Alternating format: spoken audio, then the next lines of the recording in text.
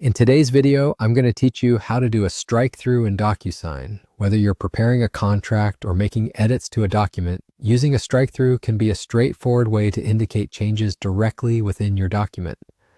Let's dive right in and explore this simple process together. To get started, you'll want to open a web browser of your choice. Navigate to the DocuSign website by entering DocuSign.com in the address bar.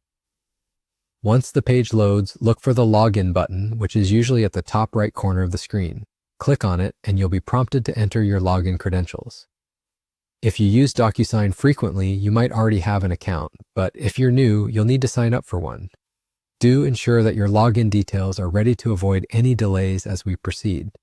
Once you're logged in, you'll find yourself on the DocuSign homepage. This is where you'll seek out and select a template for your document. Templates are a great way to use pre-designed document structures, which saves time and ensures consistency. Choose the one that best fits the purpose of your document. After you've selected the template, it's time to fill in the necessary details. These include names, dates, and any other information pertinent to the document. The goal here is to make sure your document is fully prepped and ready for any edits you need to make. With all your details in place, you'll want to click the next button to continue to the editing phase. Now this is where things get interesting. Look to the left side of your screen and find the section labeled Pre-fill Tools. Click on it and you'll see various options including the line tool, which is exactly what we'll use to create a strike-through.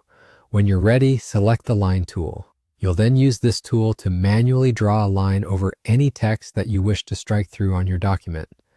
This visual alteration clearly indicates any revisions or areas that are no longer applicable, which can be especially useful in legal documents or agreements. It's all about clarity and ensuring that both the sender and recipient are on the same page.